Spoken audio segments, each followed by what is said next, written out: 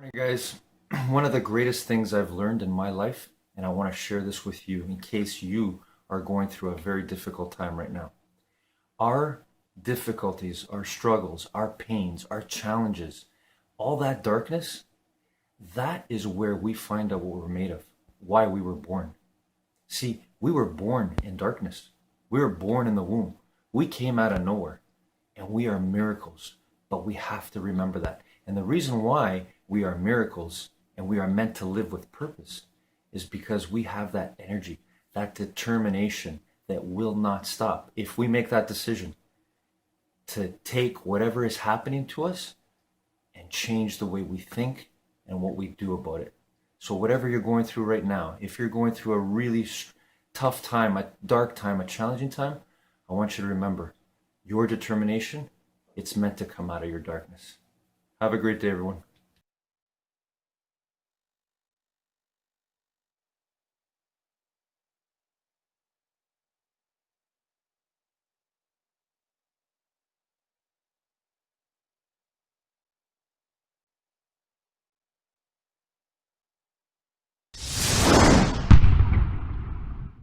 You have this behavior pattern where you snap. You have this behavior pattern where you yell and you get upset and you make people wrong and you don't mean to. If you are somebody who's ever said to yourself, I wish I could stop yelling, or I wish I could just snap, I could stop snapping. This video is absolutely unbelievable. Okay? And the reason why is I explained this research that was so mind-blowing for me. It's called Ghosts in the Nursery. A lot of the patterns that you have that you don't have control over are patterns from your childhood, and they are there because when you were a kid, you experienced people in your life that were tense. Did you ever have a parent that was a yeller? Did you ever have a teacher that was a yeller, or a coach that was a yeller? And secretly in your little kid body, whenever your mom or dad would yell, or your coach would yell, or your teacher would yell, or your grandmother or grandfather would yell, you would feel tense, right? You would feel nervous. You would feel on edge. Of course, that's how we all feel, right? Well, here's the reason why you might have an issue, like I used to have an issue, where I would yell at my kids and then I'd feel terrible about it.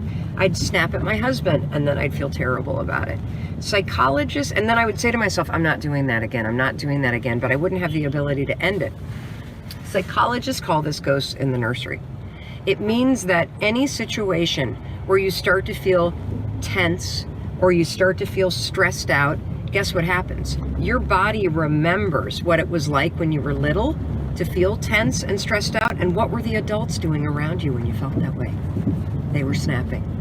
They were yelling. And now here you are repeating the pattern. And you don't know why. And you feel guilty. And I'm explaining this to you because it wasn't until I thought, holy cow, like I know I don't want to snap at my husband. I know I don't want to take my anger from work out on my family. Why can't I stop this? That's the reason why.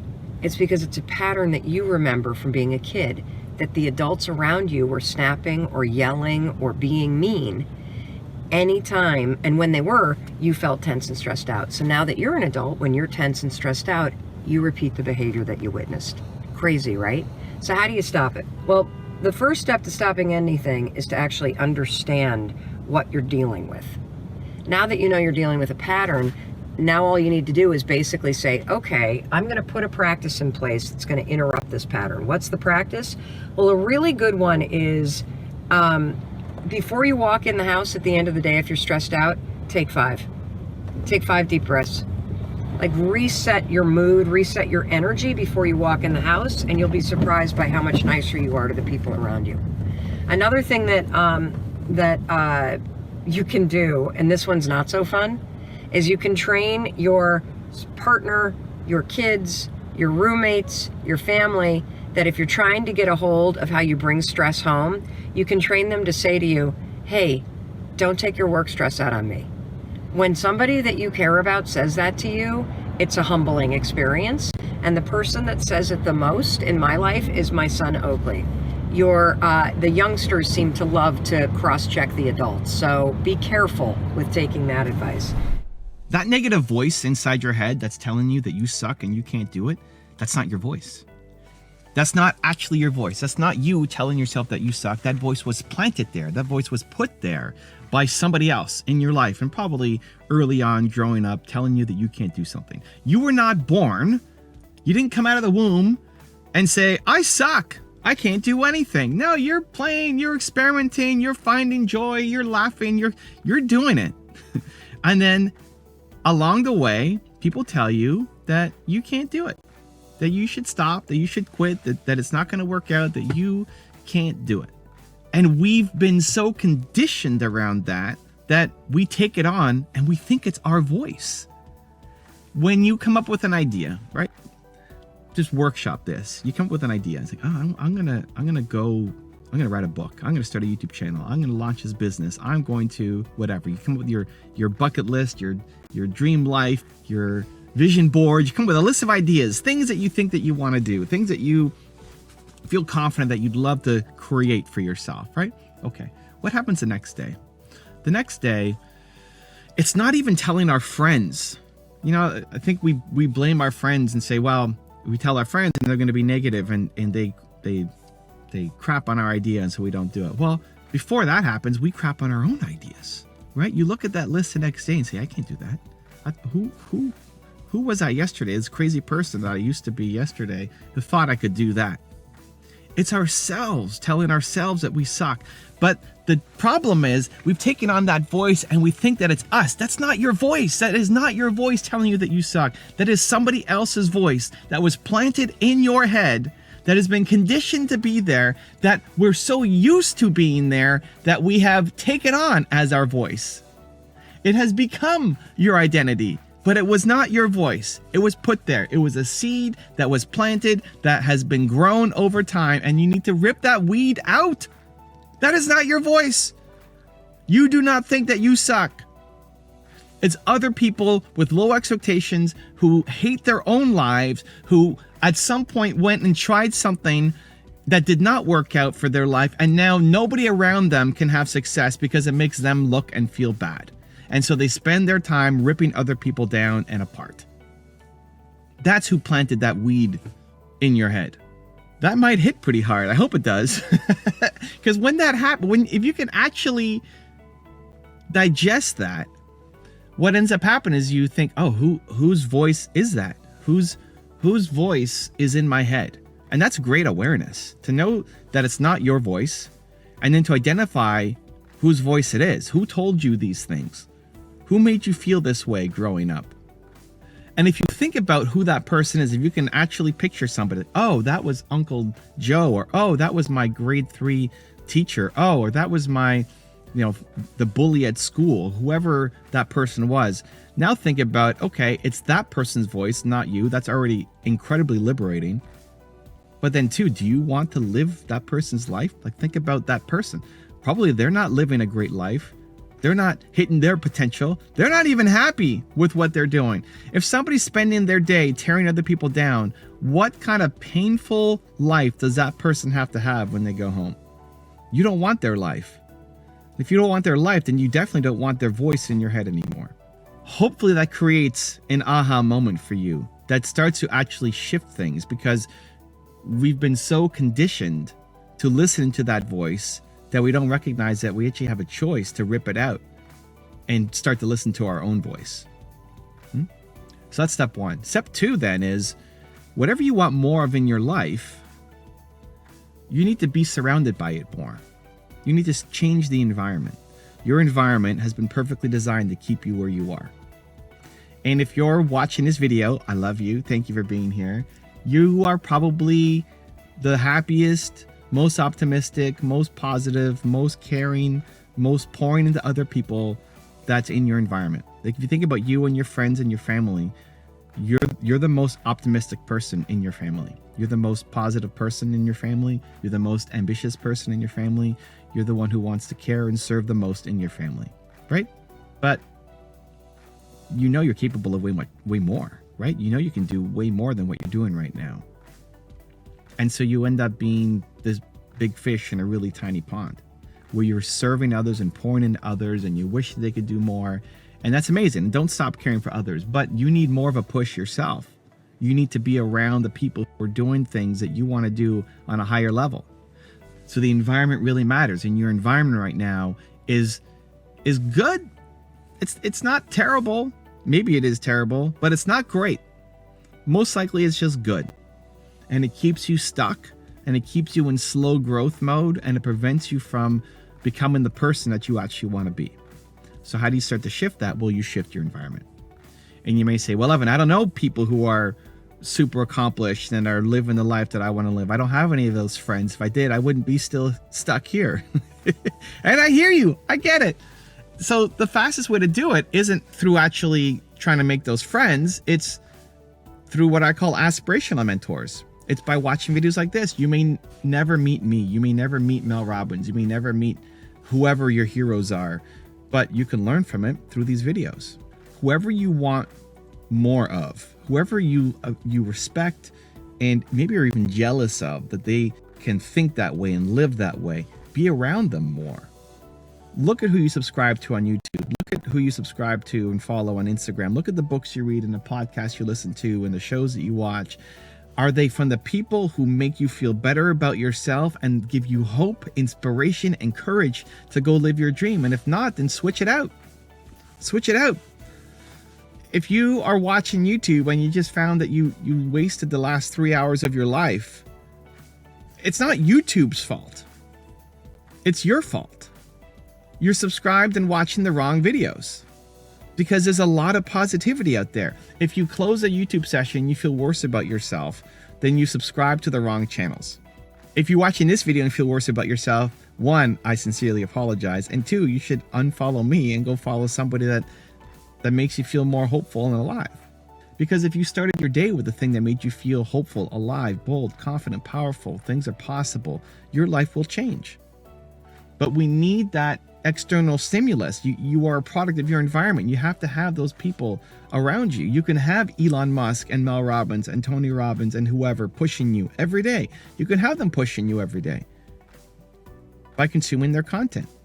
We just happen to be enslaved by the things that are around us that we haven't designed with intention. That's all. You know, YouTube, the algorithm is so addictive. It's so addictive. You get one video that then takes you down another path, and now all of a sudden you've just watched 3 hours of videos on something that doesn't make your life better and you don't actually really care about. You just got sucked into the drama of a certain storyline. Has that ever happened to you? Remember, I watched the Michael Jordan tribute, The Last Dance, and I went to research one of the storylines of Scottie Pippen and Michael Jordan to see kind of what the 2022 updated version was. And all of a sudden, I got down this rabbit hole of Scottie Pippen versus Michael Jordan, and 3 hours later, there's still other videos to watch. Like, what am I doing? This is a waste of time. I don't even care that much about these guys. I watched The Last Dance. It was a great documentary, and I learned from it, and I love the drive and tenacity and hustle, but I don't care about the drama between Michael Jordan and Scottie Pippen. And so we will easily default back into that comfort mode and back into consuming drama. You have to, with intention, try to bring that back. So here's a great homework assignment. Go look at your YouTube homepage and see what's being recommended to you. And how many of those videos, whether it's my channel or other channels, how many of the videos on your homepage right now will make you a better human, will make you feel more proud of yourself, will make you feeling hopeful, confident, courageous, ready to take some action on some of your goals? And how many of them are drama? How many of them are pure entertainment? How many of them will lead to some giant rabbit hole that you don't want to go down? If you actually set out your calendar and say, how do I want to spend my day with intention? How many of these videos would actually lead you towards that path? Right? And for too many people, it's not a pretty picture. We're listening to the wrong people. And so you can change that. You could change that. If we circle back, you recognize that the negative voice in your head is not your voice. It was planted there by somebody else who hates their life, and you don't want their life.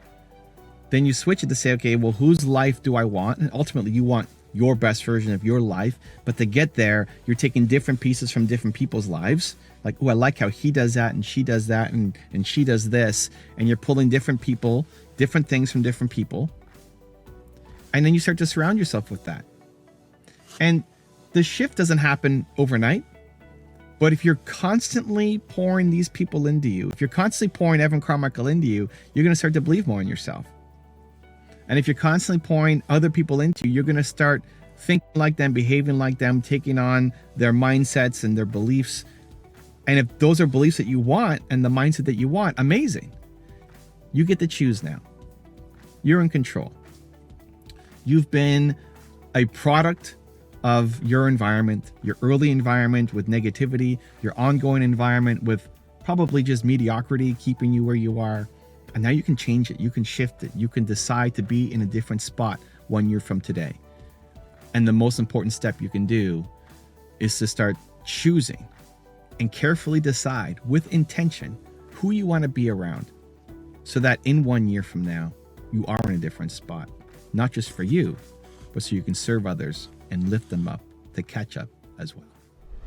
Also, to make sure you're actually taking action after watching this video, I've designed a special free worksheet just for this video. The worksheet will highlight all of the lessons learned in this video, as well as pull out our 3 favorite learnings and quotes that will inspire you to actually do something. The worksheet will also give you space to write down what your key takeaways are and your specific plan of action to make sure you're getting results. If you want the worksheet designed specifically for this video, absolutely for free, there's a link in the description below. Go click on it and start building the momentum in your life and your business. I'll see you there.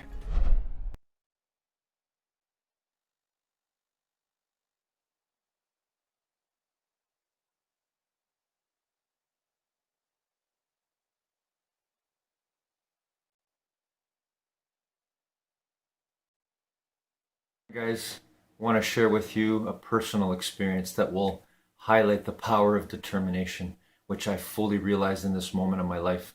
I'm going to take you back to when my first daughter was born, and at that moment where she was arriving into this world, and I don't want to paint all the graphic details, but my wife demonstrated just how powerful we are when we make a decision, when we find that motivation. And I think this is perfect for living our way to infinite mind wealth. Remembering that in a moment, we can show that determination. So when they threatened my wife with a C-section because it was a challenging delivery, I will never forget the one last roar and push that came out to bring our beautiful daughter into this world.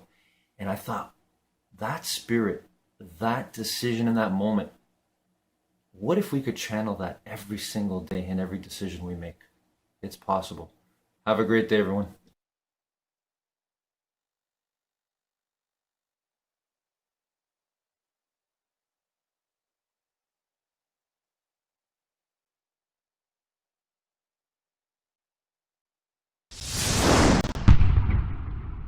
This story was about the journey of a person, and this person came across a tumultuous river. When they saw this river, they knew that if they set foot inside this river, they would get dragged away with the current. They realized that they would have to build somewhat of a vehicle or mode of transport to get to the other side. They started to get a log, and they thought maybe that was enough, and they pushed it out onto the water, and whoosh, the water just completely took away the log. They then realized they would have to build something a lot more stable. They got some bamboo, they created 2 rows, they tied it up with some rope, they even built an oar. They got on top and they started to paddle with all their strength and all their energy. And finally, they made it to the other side. This person thought to themselves, I can never live without this raft. This saved my life. This raft is the reason I'm alive. So they strapped it to their back and decided to take it wherever they went. They started to walk through the forest, but they realized it was difficult to maneuver because the raft just kept getting stuck in between the trees, and they'd try and pivot and maneuver and try and navigate through, but the raft was just getting chipped and broken, and they could either continue to try and struggle through with the raft on their back, or they could put the raft down and walk through freely. So often what's causing us anxiety is what we're holding on to. Our views of what is normal, what we expect, what we want to happen, the picture we're projecting. And when you're holding on tightly to something that is slowly being pulled out of your hands, it causes you even more pain and anxiety. What is it that you need to let go of to reduce your anxiety? Listening to the whispers. Now, you see, your life whispers to you all the time if you're paying attention. From the moment you open your eyes in the morning until the moment you go to bed at night, it's just speaking to you. And really, hearing those whispers is one of the most integral pieces of the puzzle, I believe, that's needed to put together the bigger picture of your best life. Now, there might be a message sent or meant for you that first comes in a whisper that to you sounds like, that's strange, or, that seems odd. I didn't leave that door open. But then if that whisper isn't addressed, the whisper will become amplified, getting louder and louder until it suddenly becomes what I call a big thump on your head. And if you're still not paying attention, that little nudge transforms into a brick of a problem. And then eventually all of those ignored bricks that make up the structure and stability of your life come crashing down. So know this for sure. Life is whispering to you all the time, then turns into a brick of a problem. You ignore that problem, you get a brick wall of crises. So the key is learning to get the whispers before they turn into bricks. So this has shown up most often in my life through relationships, bad relationships when I was younger, when someone who's shown me who they are in a whisper and I keep hanging on until they do something that's like a brick upside my head. So last year, listen to this, I toured for WW from January 4th to March 8th. And immediately after that last show, I went to the Bahamas to take a week's break. And after 2 days, I started feeling the strong whisper, just a feeling that maybe I shouldn't be relaxing in foreign waters and should get home in case our country went into some kind of shutdown. Literally at 3 a.m, that feeling came over me that I need to leave, I need to get home. So I returned home on March 11th, stayed in lockdown for the next 321 days. And I've learned over the years to kind of pay attention and heed what's whispering before it has to knock me upside the head. So many things in life, like the pandemic, are out of our control. But I do know that many things are in our control, unless you choose to sleepwalk your way through it. So I ask you, what is whispering to you right now? Some of you may have realized the life you lived before the pandemic no longer actually serves you, and that returning to working in an office is not your next best move. Or maybe you gained a deeper appreciation for your family and friends, or alone time, as we talked about last week. You might even have turned a passion or a hobby into a full-on business. But there are others who are just going to get right back to their routine without heeding those whispers and understanding what is really calling to you. And if there's one message you take away from me today, it's to listen to the whispers, because you are in the driver's seat as to where they lead you. So for the 25 years that I did the Oprah show, I would often get frustrated because some guests who would come back and they just weren't paying attention to their life. But I realized too, it's easier to observe it. It's often much easier to observe someone else's situation more clearly than your own. So I encourage you to take the time to observe and listen, become aware, and learn to discern what your head is saying versus what your heart is saying. And sometimes you may follow a voice in your head that's not your true calling, and that's okay too, because you get as much from the losses as you do from the wins. So I say, just keep listening, being aware of what is whispering to you now. You got to commit first. When you know something's right, folks, commit. Go all in on the deal. Nobody knows what you're up to. Nobody knows what's going on inside me. I called my mom that night and I said, I met my wife today. And she's like, well, have y'all been out? Where did y'all go? What did you do? I said, no, she hates me. And she's like, she hates you? Grant, it takes two. And this is what I knew from being in business, and if you're taking notes, it might be worthwhile. It does not take two to tango. It does not take two to make a marriage, and it does not take a buyer and a seller. What it takes is you. It needs to be you first. You have to decide they're selling the house, and you got to decide that they're buying the house before any house makes a transaction. I had to decide that she was going to be the girl before she could see that I was going to be the guy. You guys with me? All right. 26 phone calls. All of them were light. Hey, how you doing? You know, I didn't mention that she never calls me back. I didn't mention that she was breaking my heart every time she didn't call me. I didn't mention the fact that her best friend said I was too short. Okay? You guys know what all your objections are, don't you? Like her friend said, you're too short. I said, just tell me what the real deal is. I got to know what the objection is. I cannot handle the unspoken objection. What is the real deal? Grant, you're too short. I said, okay, what else? What else you got? You're not a Hollywood guy. She's an actress. I wasn't in Hollywood. I'm not an actor. Okay, good. What else? You're a businessman. She thinks you're too conservative. Okay, what else? What else you got? Well, you don't have a prison record. You don't have a prison record, no tattoos. She liked bad boys, okay? How many ladies here like the bad boys? Just be honest. Okay, be honest. Lady over here is like, yes. I love them, okay? So I just continue to pursue her because like somebody said earlier, sometimes people change. How many of you in the room have changed? How many of you in the room have changed? Exactly, you're gonna keep changing too. Some of you you're not gonna like.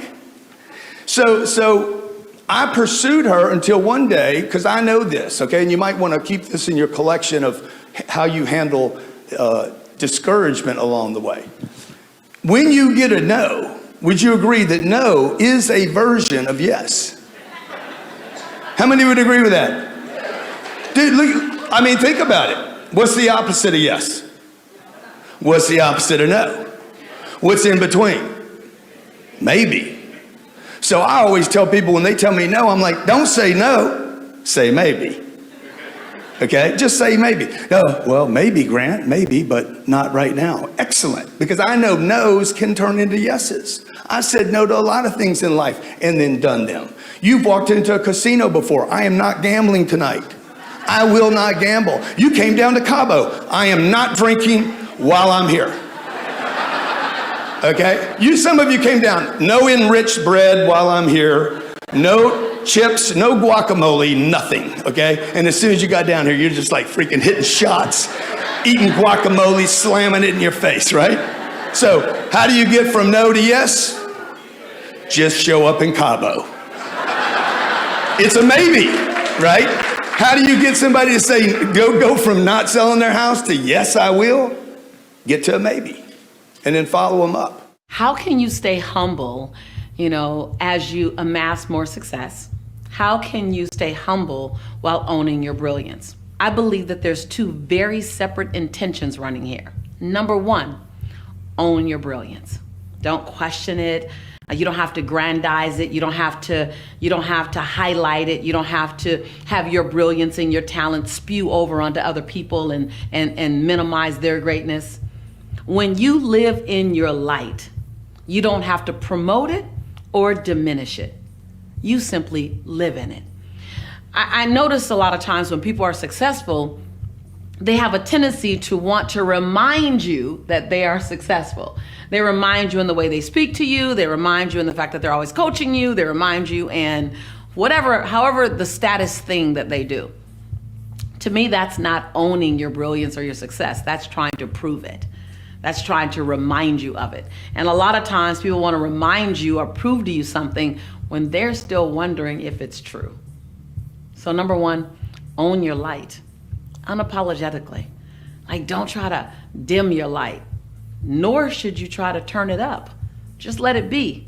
Rise the tide from who you're being. Rise the tide from your service. When I say, nor should you try to turn it up, that's not saying don't tap into the greatest version of you.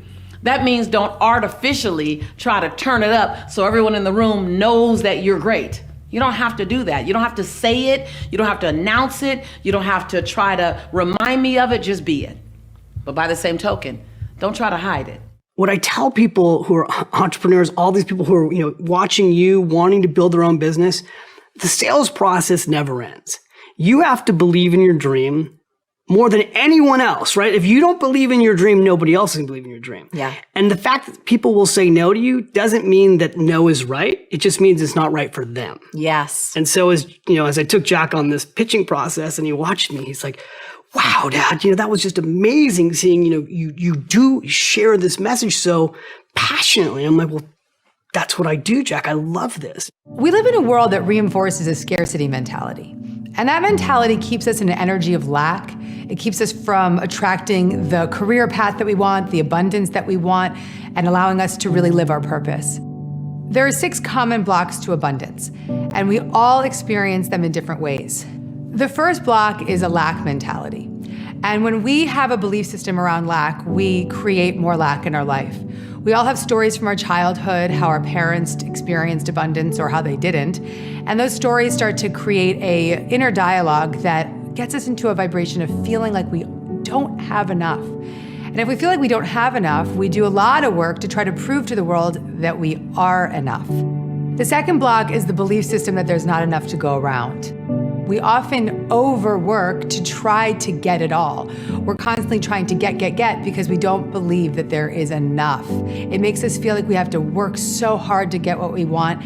And that effort and that anxiety is really, really blocking the natural order, which is the flow of abundance. The third block is the block of comparison. We literally just turn on our social media and we're immediately into compare.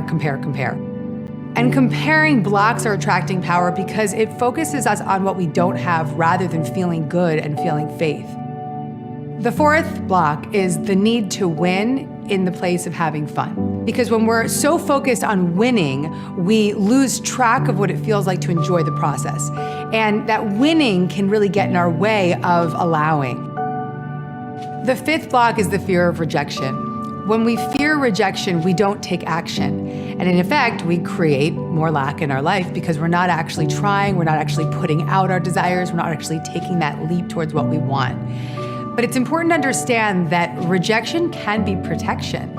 When we have some form of rejection show up in our life, it's the universe guiding us to something better.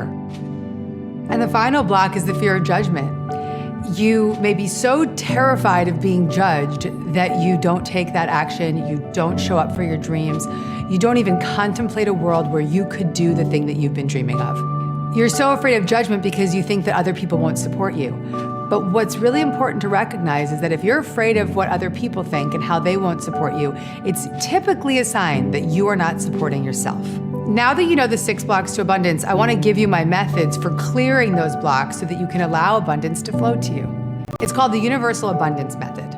The first step of the Universal Abundance Method is to protect your desires so you can stay in alignment. So if you have a really important desire, something that you care about, something that you want to manifest into your life, it's extremely valuable not to talk about it with anyone who might resist it. Step 2 is to focus on giving rather than getting. The more we are in that service mentality, the more positively the universe responds to us. This puts you into an abundance mentality quickly because the more you give, the more you will receive. And step 3 is to want more for others. It is an opportunity for us to see that we all can succeed. We all can have abundance in our life. And the second you start to intend for others to have more of what you want for yourself, you start to feel good. You start to feel like you're contributing. You start to feel like you're connecting. And you're no longer comparing or jealous. And you're no longer separating yourself from others.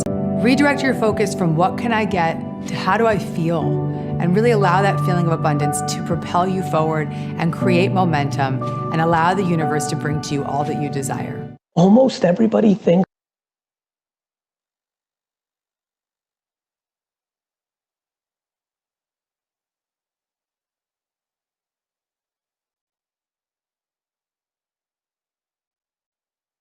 Morning, guys. Today in our top 10 rules for success, Les Brown shares with us his 7th rule, and that is do more than what you're paid for. So Les Brown shares with us a story of his life and a former job he had, a former boss he was working for, and how he had let this person, these outside conditions, consume him and anger him and make him feel frustrated. Until one day Les Brown thought, you know what? I got to make this happen. I got to take what's happening to me and change my life. And so he started working harder. He started getting up earlier. He started working later. Again, doing the things that he knew would help make him self-determining. He knew he wanted to take that pain, that anger, that outside condition, that person caused him, and flip it and make it work for his life. You have that power too. Whatever it is, whatever you think is causing you pain outside of you, within you, you can take it, make a decision, and do great things with it. Have a great day, everyone.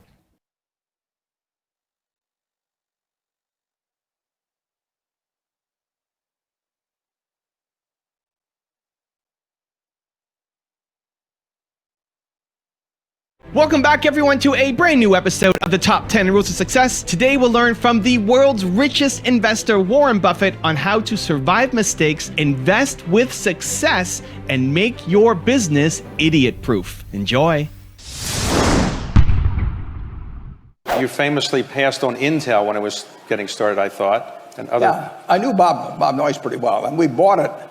We bought the converts when they were private, because of Bob. We bought them at Grinnell College, and the endowment of Grinnell College went from $8 million to $1 billion in about 12 or 14 years. So, and Intel was a help on that. But in the end, I don't worry about things I don't understand. I mean, I think it was Tom Watson Sr. said, "I'm no genius, but I'm smart in spots, and I stay around those spots." Right. And there's a lot to that. And knowing your circle of competence is where that perimeter is enormously important. And the fact that there's all kinds of things I can't do, and there's plenty of companies I can't analyze, but I don't have to worry about that. Rule number 2, make your company idiot-proof. Would I be wrong to suggest the thing you worry most about is whether after you are gone that culture remains as it is, that you have in a sense made Berkshire strong enough to exist without you? Yeah, I don't worry about that. I worried about it over the years, which is why I did a bunch of things that I think ensure that future. But that's always the question. I mean, you've seen all kinds of great companies topple for one reason. You once said to me and to others, you have to make your company idiot-proof because at some point some idiot will run it. Yeah, well, that may be even the case now. I mean, but if someone has said, I think that the thing you worry most about is whether Berkshire will be intact 20 years after you're gone. I don't worry about it, but I care about it. Yeah, no, and since I care about it, I've put things in place which I think almost ensure that Berkshire will be a lot better 20 years after I'm gone than it is now. Rule number 3, sell fun products. Why get involved in something where the decisions every day are terrible when you can get into a business where they're very, very easy? It's much more fun to sell Coca-Cola and everybody's smiling. As my partner, Charlie Munger, says, we haven't learned how to make a silk purse out of a sow's ear. We have enough trouble making a silk purse out of silk. Rule number 4, be around great people.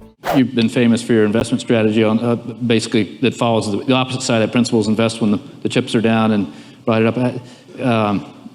That served you well. So what's your favorite time that you were able to accomplish that, when you caught somebody down and moved well, up? I always think my favorite time's going to be tomorrow. It's always been fun. And there's a company here in Washington called Geico, and I first got exposed to that in 1950. I was 20 years, I was 19 years old, it was 51, I'm sorry. I was 20 years old, and I came down here, and I came down on a Saturday because I'd learned that my professor who I worshiped at Columbia named Ben Graham was the chairman. I got down here and the door was locked. When I went to the building, because it was Saturday, and I pounded on the door, and some janitor let me in, and a marvelous fellow named Lorimer Davidson spent 4 hours with me teaching me all about insurance, and he helped me so much in life. You're going to get helped by some wonderful people in life. It's a great thing to remember later on when you get to be my age, that all the help you've received from different people, because nobody does it alone. Obama got in trouble when he said that in the campaign, that nobody does it by themselves. Nobody does do it by themselves. We all sit in the shade of trees that were planted by others. So it's obligatory, I think, to plant a few trees ourselves if we've had good luck. It's been a great ride, but it's not over. Also, to make sure you're actually taking action after watching this video, I've designed a special free worksheet just for this video. The worksheet will highlight all of the lessons learned in this video, as well as pull out our 3 favorite learnings and quotes that will inspire you to actually do something. The worksheet will also give you space to write down what your key takeaways are and your specific plan of action to make sure you're getting results. If you want the worksheet designed specifically for this video, absolutely for free, there's a link in the description below. Go click on it and start building the momentum in your life and your business. I'll see you there. Rule number 5, make mistakes. Are there investments that you really wish you had never done? What's your worst investment? I made a lot of terrible deals. And the worst, it's hard to, probably the worst deal will be one I make in the future, but the current title, I bought a company, and incidentally, I did it. I mean, we do not have PowerPoints around or people explaining this stuff to me. I just go out and do them. And we bought a company called Dexter Shoe. George Mitchell's here tonight. He knows the company. And we paid $400 million for it, which went to zero, but we paid $400 million in stock. And the stock we gave up is probably worth maybe $3 or $4 billion today. So whenever Berkshire goes down, I feel better about that deal. Rule number 6, don't panic. What do you think the lessons are of the last couple cycles that you've seen from an investor standpoint? We've got a lot of young kids out there. You've lived through multiple cycles in the 50, 60 years plus you've been investing, 70 years, investing.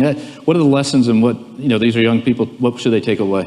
The lessons are that people will continue to make the same mistakes they've made. I mean, humans, and it doesn't correlate to IQ particularly. I mean, when they get greedy, and we had this huge bubble in the most important asset the American public has, housing. I mean, so you had a huge bubble in something that you could borrow heavily against. So you could run a margin account effect on a house instead of stocks, and the conditions got very lax. And so when that bubble popped, but people came into that gradually.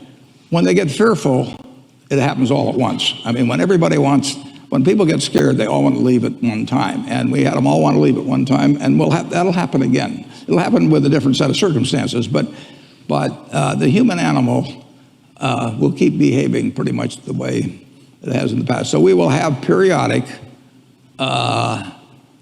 recessions. We'll have an occasional panic, which doesn't all recessions don't come from panics. But the good news is, if you look at the 20th century, in the 20th century, we had 2 world wars. We had the Great Depression. We had the flu epidemic. We had the Cold War. We had the atom bomb, you name it. The Dow Jones average went from 66 to 11,497, with all these terrible things happening supposedly at various times. America works. And when I bought my first stock when I was 11, that was in the spring of 1942.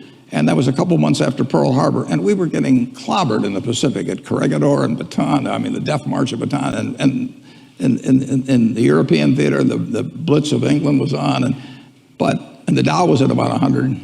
But just look at where we are now. I mean, the country really works. The trick is, it seems to me the obligation of a society as prosperous as ours is to figure out how nobody gets left too far behind. Right. But you don't have to worry about the system working. But you will have periodic recessions, and you will have an occasional panic brought on by something that who knows where it comes from. The thing to remember at that time, I wrote an op-ed piece in the New York Times in the fall of 2008, and I said, that the country will come back. It'll go through a big recession and everything, but it'll come back, and it's coming back. Rule number 7, develop good company culture.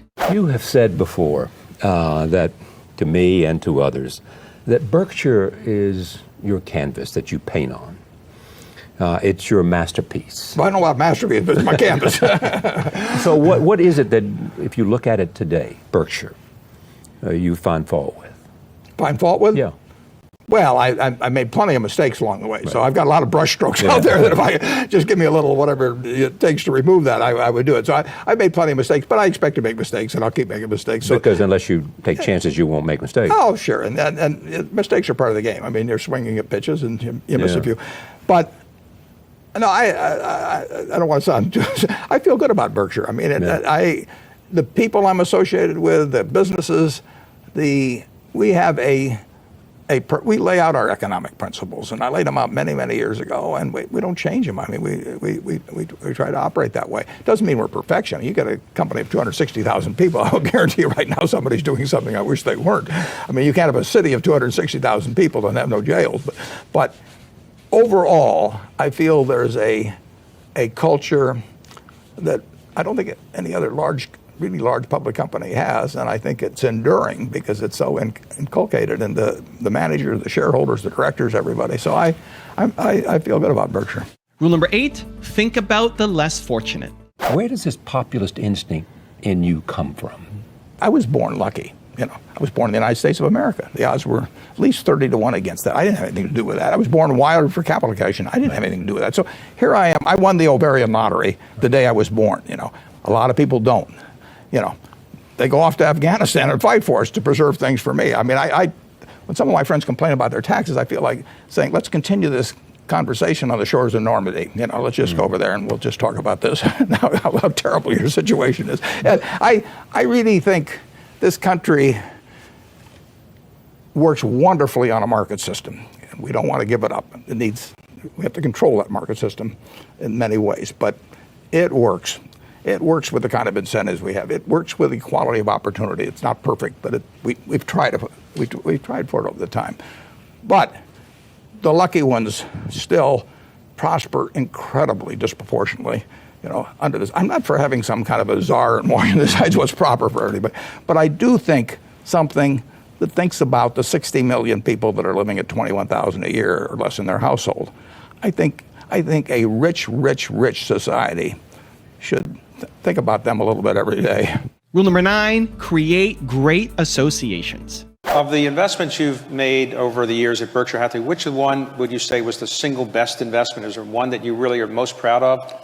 Well, the one I'm probably the most emotionally attached to is Geico because of a bunch of reasons, but it goes back to a day in January of 1951, a Saturday. And that, what Lorimer Davidson did for me changed my life. And he didn't have to do it. I mean, I walked in there as some 20-year-old kid on a Saturday, and he spent 4 hours educating me, and then he became a friend for life. And then subsequent people are Jack Byrne and Tony Nicely, who's here tonight. I mean, it's just been a wonderful association, whether we made any money or not, but we've done pretty well on the investment too. But beyond that, it has a special meaning to me.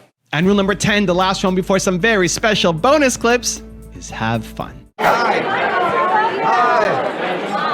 This is Carrie, and this is Eric. Pleasure to meet you. Good to see you. So they're looking at this very pretty necklace here. And here's. So I don't know if you want to give a crazy Warren price on that. I give a crazy Warren price on everything. Of course. Right. Want a pen? There you go.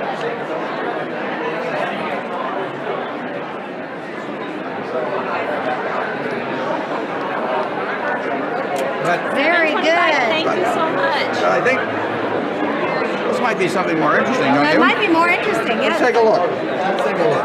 Oh. What do you think of that? This is what I picked up. Oh my God. Wow. You like it? I love it. Of course Well, I think love you ought to it. try it on. I think I'll do You it. do it. You do the honor.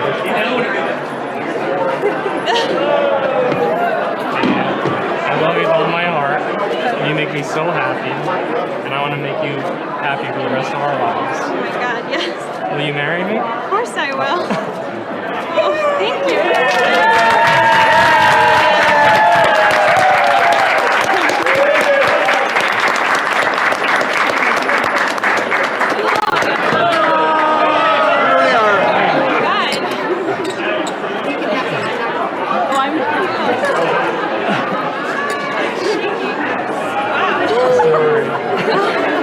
Oh my gosh, I'm getting all teary over here. Yes. That necklace was a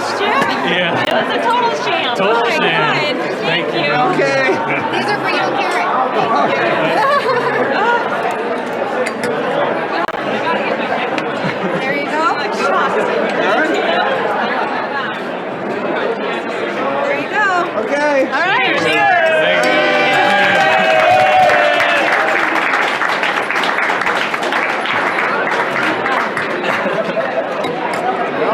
Good things happen at Borsheim. Oh, you got that right, Warren. Can't thank you. Okay. Thank you very much. Thank you so Really much. appreciate it. Thank you. You can cry, it's okay. Wow, thank you so much.